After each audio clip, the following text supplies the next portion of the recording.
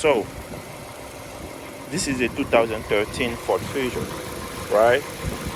So I need a little help. It's a 2.5 liter, but I was driving and I feel like there was some steam coming out, under the hood. So I parked and I realized that all over here, this side was full of coolant. So there's no more coolant here in the tank. That's one. But when I opened it, the cap, it was not wet.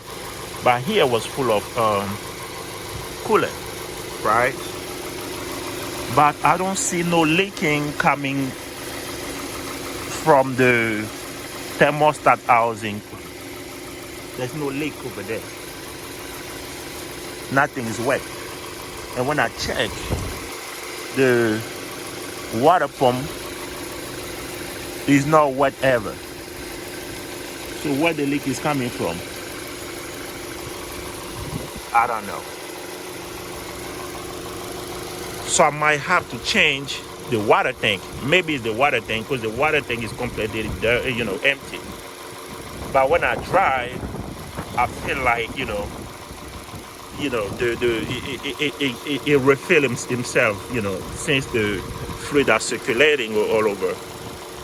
So I don't know what's going on, if you guys have any idea, but I will be replacing the overflow tank.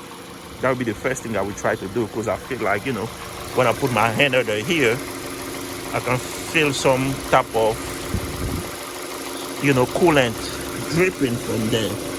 So I will replace it. I will order an overflow tank, and after that I will try it again and let you guys know. But if anyone already went through this, please let